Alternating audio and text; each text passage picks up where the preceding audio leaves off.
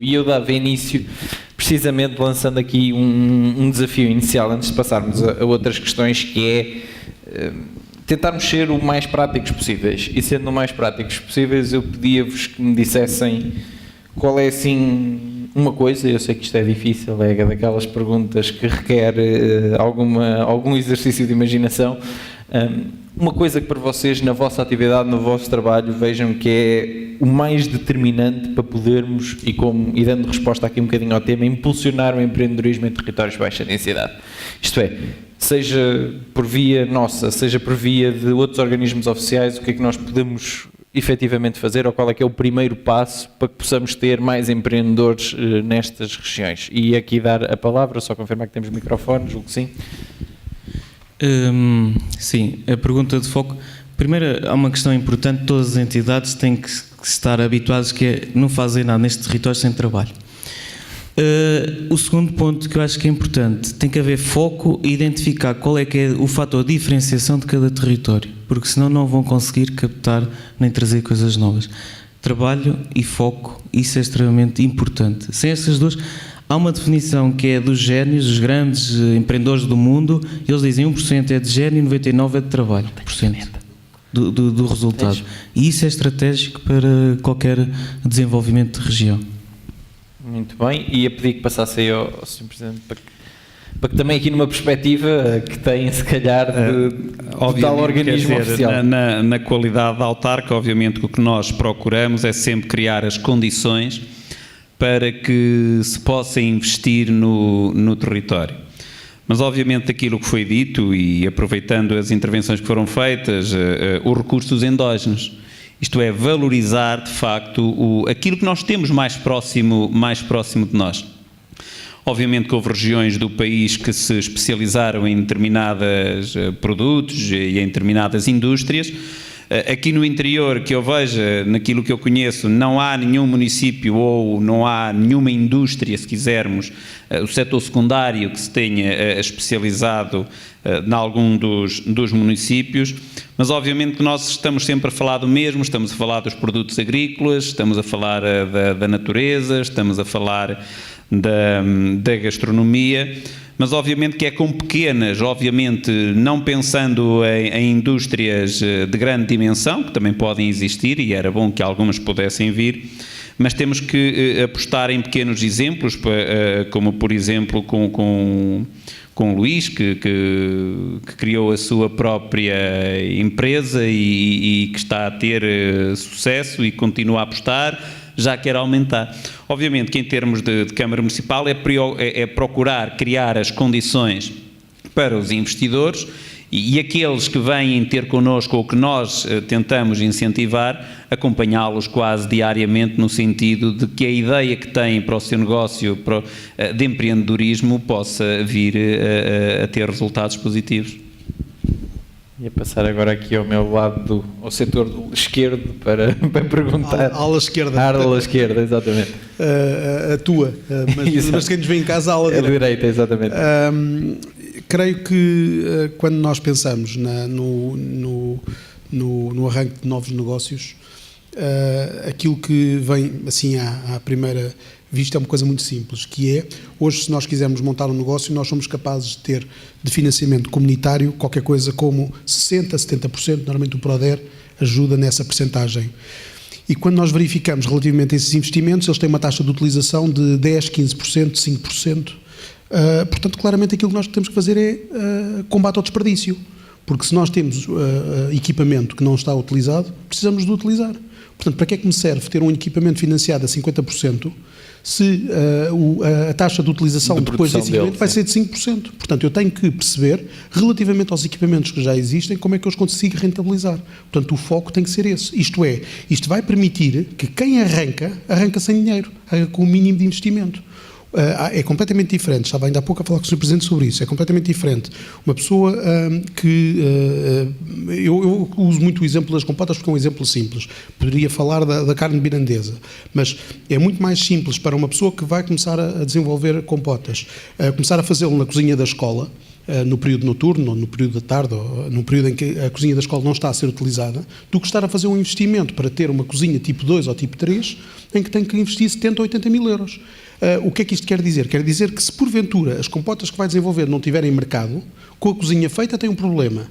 Com uma cozinha arrendada não tem problema nenhum, porque se não conseguiu... um investimento menor, perdido. Menor. Portanto, nós temos que dimensionar, de facto, os projetos às pessoas. E depois, há aqui uma questão muito, muito importante, que é, um negócio para funcionar tem que ter 4 pilares. Competência, o empreendedor tem que ser competente na área que quer empreender, experiência, mercado e capital. São estes 4 pilares para o negócio. E vou repetir. Competência, experiência, mercado e capital. Porventura, a pessoa não tem os 4 pilares, não tem o capital, ou não tem, por exemplo, é um recém-formado, pode não ter experiência, tem competência, mas não tem experiência.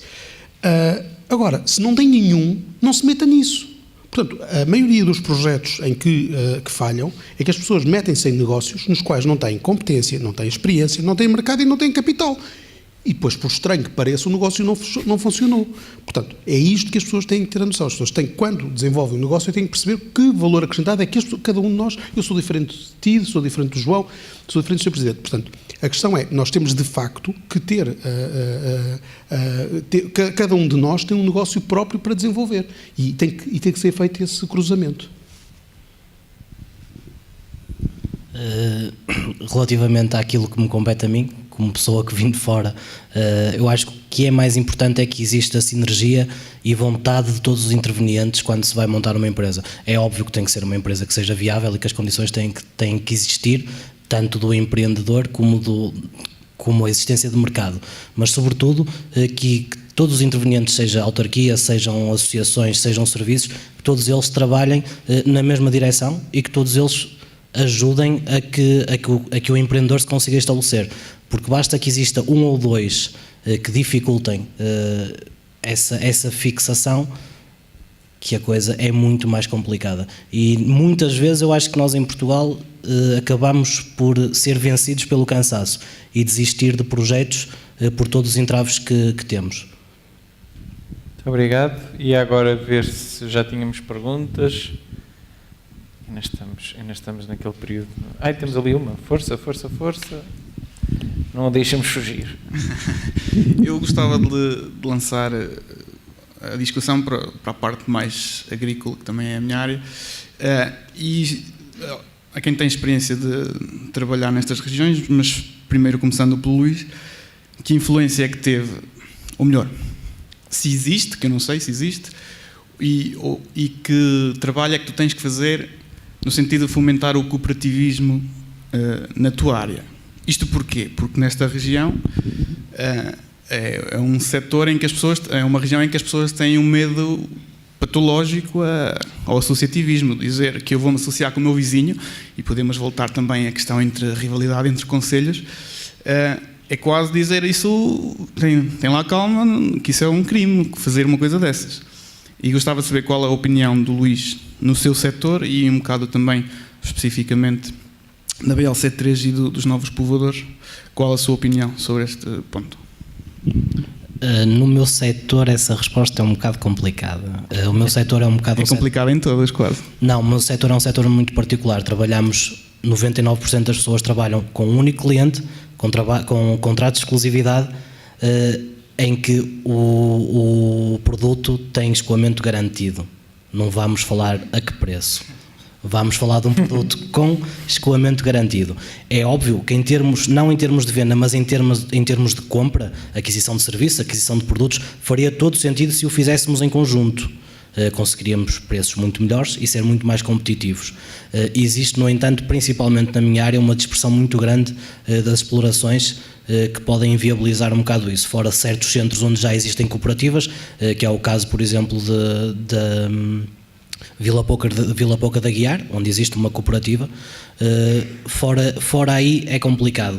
No restante setor agrícola faria todo sentido, mas é preferível deixar as batatas apodrecer na minha garagem do que juntar-me ao meu primo e ao meu cunhado para as vender em conjunto. É um bocado essa a realidade do que eu me percebo no sítio onde estou. E é uma pena porque desperdiçamos muito produto por não querermos trabalhar em parceria. Tu dizes, peço desculpa, esqueci-me do teu nome. João Vicente. Gil Vicente. Gil Vicente? João.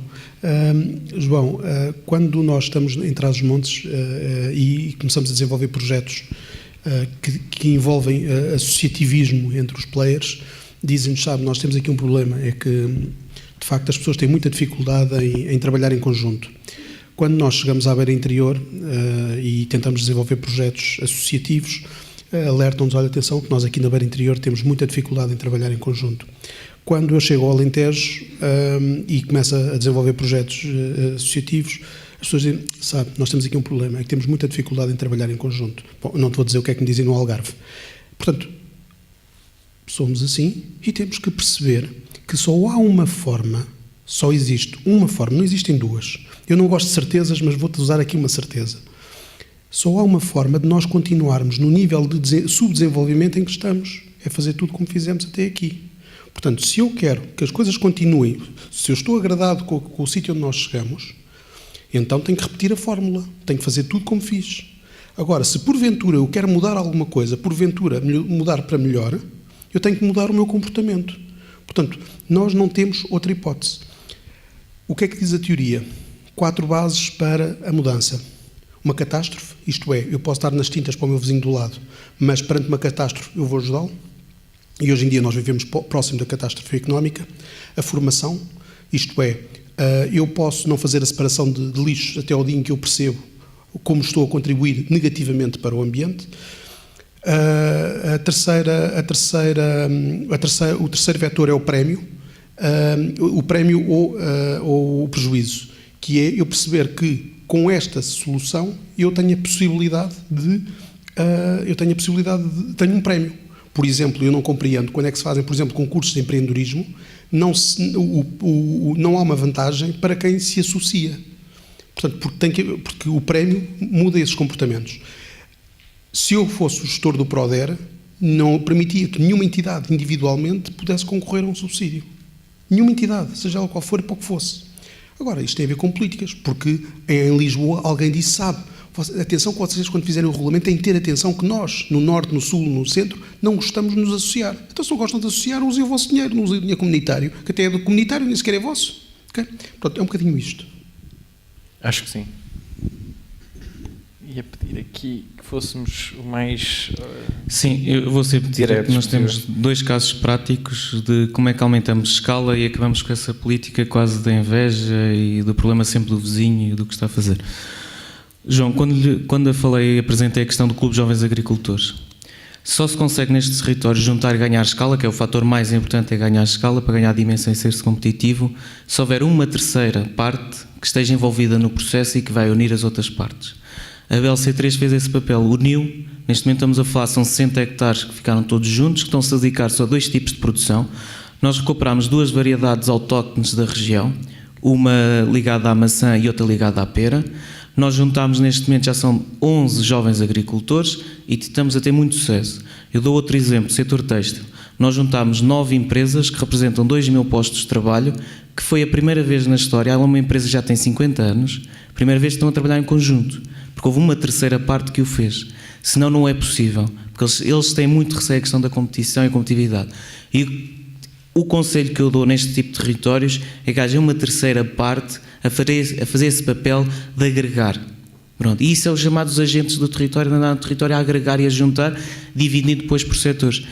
É a melhor forma que nós vimos de tornar prático e real, aumentarmos a escala e unirmos pessoas.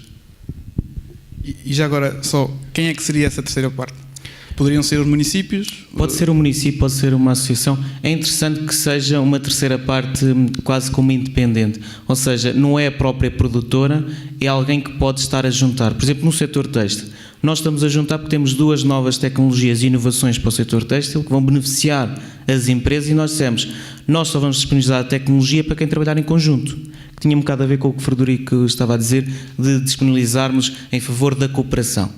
A mesma coisa acontece nos jovens agricultores. Nós dizemos, vocês só vão ter tecnologia, acesso à tecnologia de transformação para ganhar valor acrescentado se trabalharem em conjunto. Porque Os agricultores normalmente são apenas produtores de fruta fresca ou de outro tipo de bem alimentar. E nós dissemos, não, vocês só vão ter benefício da tecnologia se juntarem a nós e estiverem em conjunto. Concordando com o que foi dito, nós temos aqui um exemplo, não é só no Conselho, mas no Solar da Raça Mirandesa, de uma cooperativa que está a funcionar muito bem. É uma cooperativa, exatamente. Que existe a Associação dos Criadores da Raça Mirandesa e existe a cooperativa da raça mirandesa, que tem fundamentalmente a transformação e a comercialização dos produtos e que tem já, se quisermos, já tem a ver também com as rações, já tem a ver quase com a produção até à própria comercialização. Mas é bom dizer que o próprio Proder, nestas aberturas que fizeram agora para a transformação e comercialização, vai majorar as candidaturas que são feitas por agrupamentos produtores e ainda mais se forem de agrupamentos produtores, não é? Portanto, quanto mais agrupados forem, será. Obviamente que voltamos à velha história, se o filho andou à porrada com a mãe, portanto, se calhar ainda não ultrapassamos esse complexo, portanto, nós costumamos dizer aqui, na nossa região, meias nos pés e às vezes ainda picam. Portanto, temos muito essa dificuldade em nos associarmos, não é? Temos muito essa dificuldade. A Mirandesa é um bom exemplo e isto parte de uma coisa que para mim é muito simples e a tal terceira entidade que aparece, que falava aqui o João, tem a ver muito com o conhecimento e com o profissionalismo da gestão.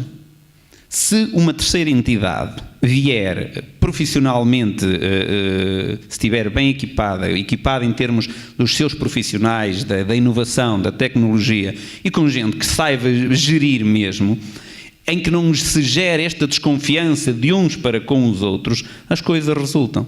E obviamente que quem está, se calhar, a produzir o produto ou que está a criar os vitelos de raça mirandesa é um excelente criador de raça mirandesa, mas pode não ser, não significa que não possa, mas à partida, se está concentrado nessa tarefa, tem mais dificuldade depois na gestão da comercialização. Quem é que tem que estar aí? Quem perceba de comercialização. E se nós estamos hoje numa especialização, temos que chamar, e daí eu há bocadinho ter sublinhado a questão do conhecimento e dos jovens que saem do ensino superior, no sentido de trazerem esse conhecimento para as empresas, neste caso das cooperativas. E isto podia aplicar-se, por exemplo, à tal posse da terra. É muito mais fácil ser uma cooperativa ou uma associação de vários a conseguir obter a terra, porque terá muito mais, se quisermos, capacidade económica se todos se juntarem, do se for um individualmente. E, portanto, nós estamos condenados, se os municípios estão condenados a associar-se, os produtores, os investidores, os empreendedores estão condenados a associar-se, porque já sabemos, e isto já é velho, que a união faz a força, e acho que passa por aí. Eu ia agora colocar aqui uma questão e não posso deixar de fazer uma ressalva antes de colocar essa questão. Uma das coisas que nós defendemos muito é quando a apresentação e tentativa de viabilização do projeto Interior 2.0 foi a necessidade de, mesmo com as dificuldades que estamos a ter com aquele pequeno hotspot ali, que andamos com ele para trás e para a frente nestes sítios todos, a tentarmos transmitir todos estes eventos e dizer que quando fui ver os números ao intervalo tínhamos 195 pessoas que tinham visto pelo menos 5 minutos da sessão, que é o indicador de que pelo menos queriam saber alguma coisa sobre isto, que não abriram só o link por abrir e depois decidiram fechar. Esses números depois podemos eventualmente obtê-los, mas porque não deixaram de ser curiosos. Mas de qualquer das formas, dizer que é interessante isto e é interessante quando nós recebemos as perguntas, e eu tenho uma equipa fantástica que me vai passando essas perguntas de forma mais ou menos já trabalhada para eu só ter que as ler, perceber a diversidade de sítios de onde as pessoas se interessam por esses temas. E isto vem no sentido de uma pergunta que eu tenho aqui do Pedro Ribeirinho, que é da Costa da Caparica, e que, portanto, não está propriamente no interior de Portugal, e que faz uma pergunta que eu acho que é interessante, que é se os novos negócios, e a internet em específico, e pronto, daqui a minha contextualização, não é uma oportunidade para o interior, fazendo o repto de se o próximo Google não pode nascer no interior do país, dando também o exemplo da Covilhã com o data center da Portugal Telecom, que foi lá instalado há pouco tempo. Portanto, a pergunta, muito rapidamente para cada um de vocês, porque gostava mesmo de ouvir o vosso feedback, antes de passarmos a mais uma ou duas perguntas do público, é: o próximo grande negócio de base digital pode nascer a partir de um destes territórios? Se sim, se não, e muito brevemente, porquê?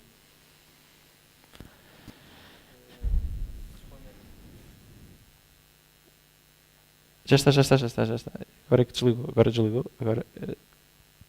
Com licença. Penso que já está. Claramente que é possível. Quando eu falei que cerca de 15 a 20% dos projetos da BLC3 não estão ligados ao território, nós temos 2 projetos ligados à economia digital. Um deles até foi agora selecionado para ser um projeto demonstrativo em Bruxelas, de um formato novo de economia digital, que está a nascer no interior e que está a nascer na BLC3. De facto, a economia digital, para ter noção, 20% do comércio que é feito de produtos e bens na União Europeia já é feito através da economia digital e de comércio online.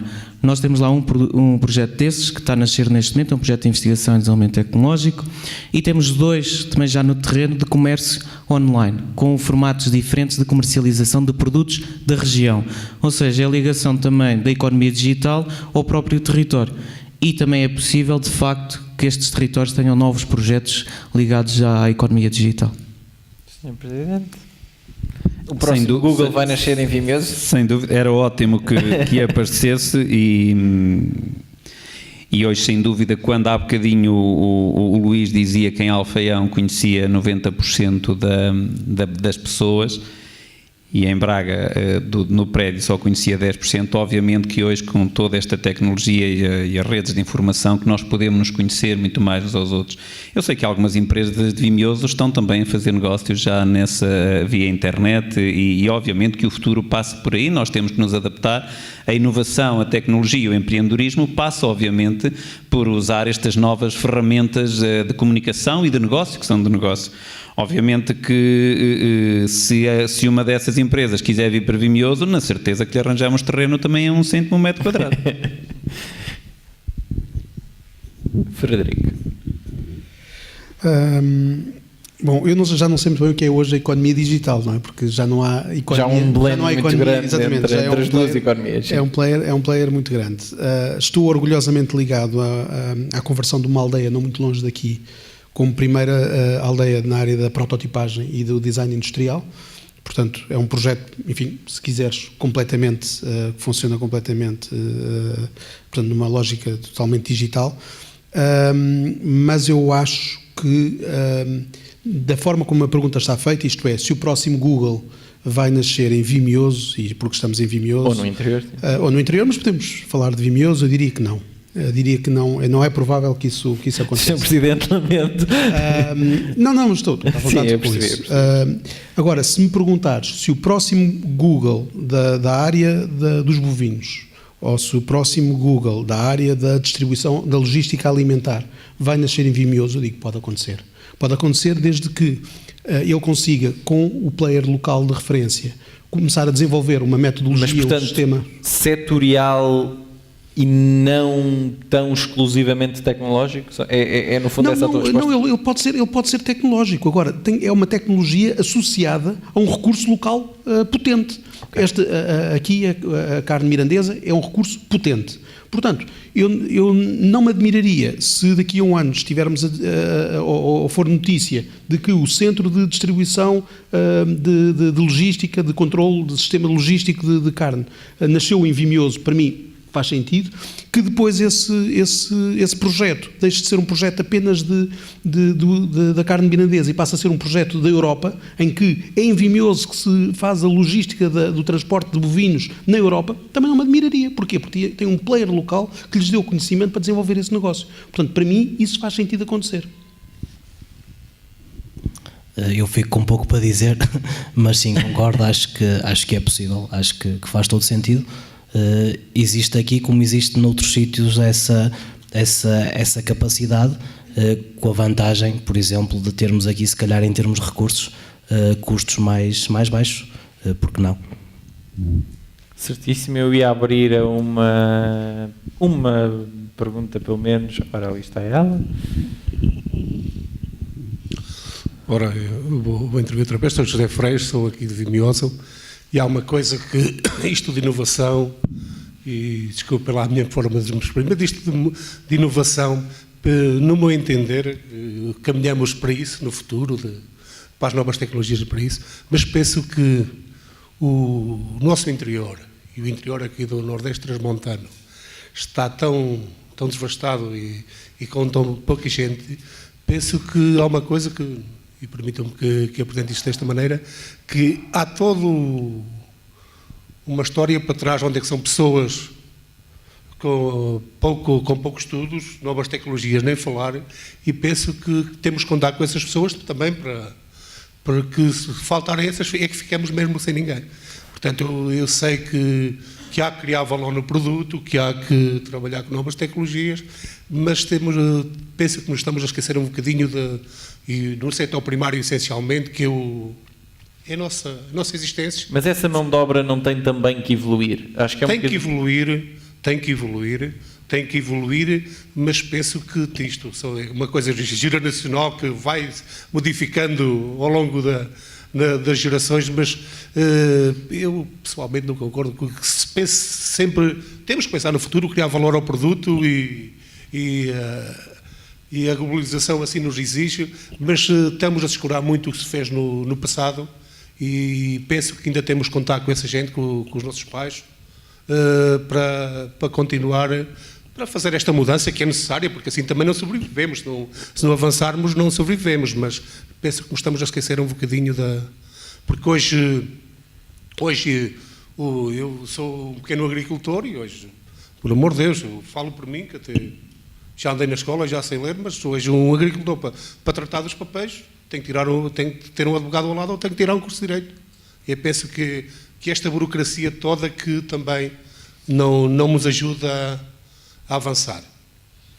Então, se calhar, algum comentário, se alguém tiver algum comentário com isto, alguma coisa efetivamente a dizer. Força. Concordo consigo a questão às vezes da complexidade tecnológica e do que é que isso pode representar, tendo em conta o tipo de pessoas que podemos ter, ou a maioria das pessoas que temos nos territórios. Contudo, eu também falei numa expressão diferente, que é a inovação. E inovar, às vezes, não é preciso termos um grande conhecimento tecnológico. Eu dou-lhe um exemplo concreto na BLC3 prático que estamos a fazer, que estamos a ajudar os produtores de queijo. O queijo Serra da Estrela tem um grande problema que é de valorização no mercado, em que a maior valorização dele no mercado vai ser no mercado brasileiro, no mercado na Austrália e no mercado do Médio Oriente. Mas para o queijo lá chegar, ele tem que ter um tempo de prateleira por causa do desenvolvimento dos bolores e dos fungos. A única coisa que a BLC3 lhe está a fazer é uma película para conservação alimentar, comestível, de base natural, a partir dos recursos da própria região, para permitir que o queijo chegue a 90 dias de tempo de prateleira sem ter bolores. Ou seja, estamos a ajudar as pessoas, como o senhor identificou cá nestes territórios, que não têm a tecnologia, não têm esse conhecimento, mas têm a vontade de trabalhar e que ainda fazem parte, e é a grande maioria dessas pessoas que estão nestes territórios, e nós só estamos a introduzir um pouco de tecnologia na cadeia de valor, mas que está a fazer toda a diferença.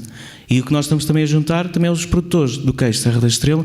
Eu dou-lhe um exemplo. O queijo Serra da Estrela desvalorizou 30% nos últimos anos a produção só do leite da raça brasileira. Em termos de preço de prateleira, ele era vendido o queijo DOP a cerca de 15 euros, hoje encontra o queijo DOP a 9 euros. Ou seja, nós introduzimos só um pouco de tecnologia e estamos a fazer uma grande diferença. E nasce também do movimento colaborativo, não é? Nasce em que nós depois dizemos, para se terem a tecnologia, têm que se juntar e ganhar escala e trabalhar em conjunto. E isto é um sentido em que, quando o bocado fez a pergunta entre a questão pública e privada, eu não sei até que ponto é que ela se pode separar algum dia, porque isto é uma iniciativa que tem uma componente de fundos estruturais, fundos comunitários, mas que está a apoiar diretamente e a ter resultados na componente privada. E isso é fundamental para estes territórios. Na linha do que estava aqui a dizer o João, e eu concordo com o Zé Freire, quer dizer, os produtores, o Zé está a falar dos produtores, está a falar dos pastores, está a falar dos criadores das vacas, está a falar de toda essa gente que produz a batata e que produz esses produtos agrícolas. Obviamente nós precisamos deles sempre, quer dizer, porque no mundo rural os produtos saem exatamente da terra, estão ligados à terra, seja o que for. O que estava a dizer o João, e eu concordo claramente, é que outro valor vamos dar a esses produtos para que o próprio produtor, não é, possa também tirar daí uma mais-valia do seu produto. Não estamos a dizer que agora vamos usar as tecnologias, não sei se podem ser usadas ou não, obviamente que se calhar poderão ser nos pastores, nos produtores de ovinos, mas obviamente que hoje, por exemplo, no caso da Mirandesa, ter novas tecnologias, novas formas de comercialização e de valorização do produto, certamente que ou vai poder investir mais ou vai poder pagar, por exemplo, a carne mais cara ao agricultor. É essa cadeia de acrescentar valor ao produto que é extremamente importante, não é? E já agora dizer-lhes que nós já fizemos o desafio e já fizemos reuniões, não é se calhar para fazer um mega agrupamento dos produtores de carne, mas já fizemos reuniões com os da raça churra galega mirandesa, com os da cabra que estão em Mirandela, com os do Bízaro, com os da Mirandesa, para que a unidade mirandesa seja exatamente esse centro, não sei se será de competências do que for, mas que haja escala no sentido da transformação e da comercialização, ter um maior valor e poderem candidatar-se, por exemplo, e serem majorados nos fundos comunitários. E é nesse sentido que a inovação, que a tecnologia tem que ser encarada. Não estou a pensar chegar a um nosso amigo de uma aldeia que tenha 60 ou 70 anos e dizer-lhe que tem que aprender com as novas tecnologias. Não, para isso estão cá os jovens, aqueles que fizeram a formação, para lhes dar esse apoio. Mas obviamente que se hoje assim não for, estarão completamente perdidos, e quem está, por isso é que eu há bocadinho falava novamente na profissionalização da gestão, porque é extremamente importante para que esta cadeia chegue mesmo ao fim e não encontre buracos, não encontre entropias no seu caminho. Muito obrigado. Eu ia lançar uma última pergunta, a não ser que haja mais perguntas na audiência, e trocava a minha por uma vossa com todo o prazer. Pelos vistos não. E portanto ia-vos pedir que fossem mesmo muito sucintos, temos mesmo que terminar. O interior e os produtos do interior têm ou não têm um problema de marketing?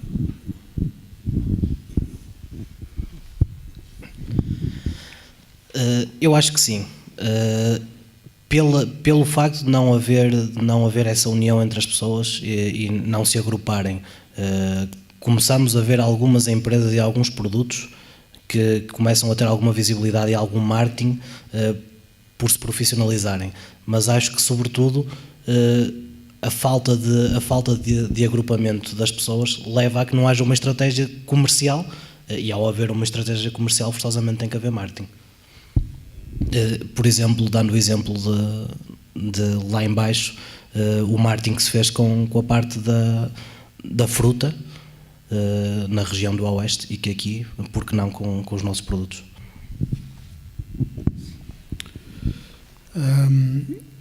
Um produto como, por exemplo, a cereja, tem um valor de venda na ordem dos 90 cêntimos o quilo. Se tiver à volta disso um licor e um bocadinho de chocolate, e portanto passar a chamar-se bombom, passa a valer 10, 12 euros. Se tiver uma embalagem bonita, passa a valer 20. Se tiver uma marca conhecida, passa a valer 30. O que é que podemos dizer mais? Acho que respondeste. Eu também respondo um bocado com um exemplo. O marketing e a imagem é extremamente importante, e vem uma imagem, uma identificação. Imaginem quem nos está a entrevistar, se não tivesse nome e que nós quiséssemos ir depois, daqui a 2 meses, procurar por ele e não conseguimos procurar. A mesma coisa acontece nos produtos e em tudo que nós queremos produzir e ter a vender. Tem que ter uma imagem, uma identidade, e essa identidade tem que ser reconhecida e saber-se onde é que ela depois está e como é que nós podemos procurar.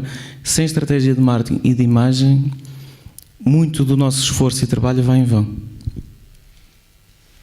Também muito pouco para dizer, mas nós costumamos dizer que os olhos também comem e a fama também é importante. E hoje, se calhar, a Vimioso fica um bocadinho mais famoso com este evento, que eu muito agradeço. Mas, de qualquer das formas, se estamos numa era da imagem e da comunicação, o marketing é a ferramenta fundamental, porque senão não vamos a lado nenhum, a não ser que nós já tenhamos aqueles clientes tão fidelizados e que nos compram o produto todo a tão alto preço, que sabemos que não precisamos muito disso. Mas, obviamente, que se queremos conquistar novos mercados, o marketing é a primeira condição. Para lá Hoje às vezes é mais o marketing do que a qualidade do próprio produto. O problema é que os nossos produtos têm excelente qualidade, precisam é de ter agora o excelente marketing. Temos que fazer agora outro caminho. Muito obrigado, agradecer a cada um de vocês a presença aqui hoje e também o contributo que deram para esta discussão, agradecer a quem esteve presente, a quem fez perguntas e a quem não fez, agradecer a quem nos seguiu em casa, às várias pessoas e também àqueles que decidiram mesmo à distância, não estando aqui em Vimioso, fazer as perguntas. Convidamos-a da próxima vez virem conhecer Trás-os-Montes bem de perto e não só através de um ecrã de computador. Agradecer novamente à CCDRN que está a promover connosco esta série de workshops que vai terminar num evento final em Bragança, onde vamos de alguma forma trazer todo este conhecimento e toda esta súmula com alguns, e começa para nós a ser um bocadinho exciting, porque nós vamos começando a ver as pessoas que estamos a reunir à volta deste evento final e vamos trazer das pessoas que mais fazem e mais trabalham o território interior em Portugal. Agradecer à Microsoft e lembrar que temos um concurso de ideias a decorrer até ao próximo dia 3 de Abril em www.interior20.pt. Ao Jornal Notícias, à RTP, à TSF, enfim, à Unicer e também à mobilizadora familiar que têm apoiado o evento a toda a sua duração, e aos media partners regionais que vão certamente escrever sobre o que falámos aqui hoje, o Jornal Nordeste e a Rádio Brigantia. Muito obrigado a vocês e até uma próxima edição, um próximo workshop do Interior 2.0. Muito obrigado.